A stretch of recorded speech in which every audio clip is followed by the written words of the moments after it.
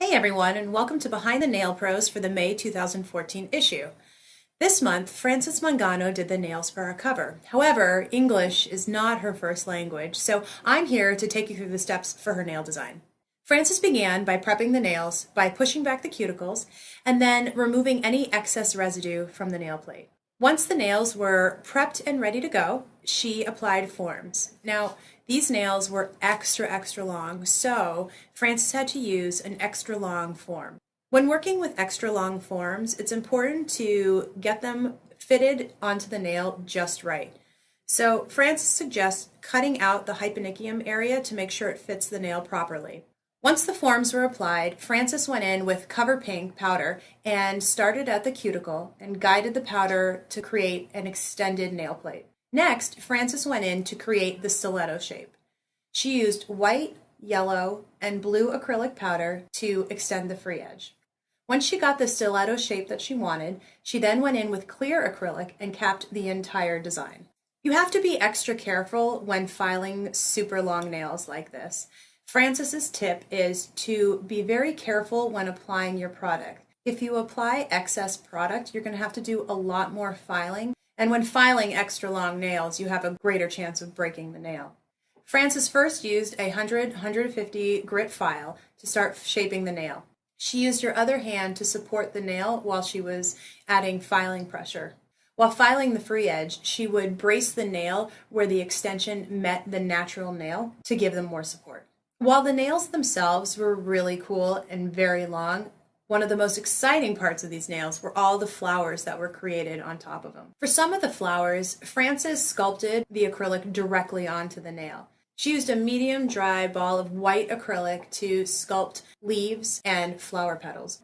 For some of the flowers, she started building them on a form and then applied them to the nails afterwards. What was interesting about Frances's technique was that she sculpted all of the flower petals and leaves with white acrylic.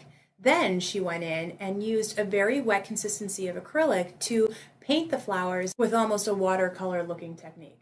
By doing this, she created more depth to the flower colors.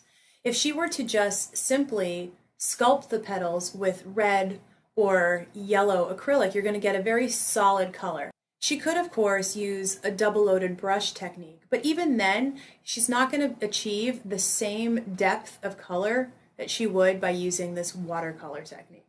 Frances says that this technique allows you to create transparent color as well as darker shadows to give a more realistic look to your flowers. For some of the other flowers, she constructed them on a form instead of on the nail plate.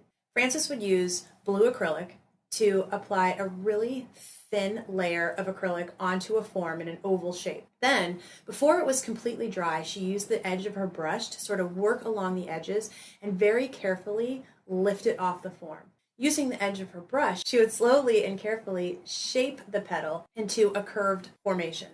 And then, while it was still wet, she would apply it directly onto the nail, using the remnants of the liquid in the acrylic petal to adhere it to the nail plate. This is a technique that I really haven't seen too much done before and obviously takes quite a bit of practice. For some of the more extravagant looking flowers, and of course the little hummingbird, Frances had created these ahead of time. But it's the same principle where you're starting a little piece at a time, working on a form, and then letting it dry and building on top of it.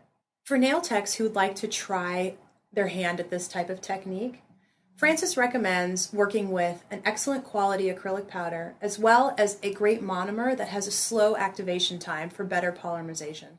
For nail techs who are a little more comfortable working with sculpting 3D acrylic, you might want to try your hand at sculpting with white acrylic and then practicing the watercolor technique where she used color acrylic at a very wet consistency to sort of watercolor the paint onto the flowers.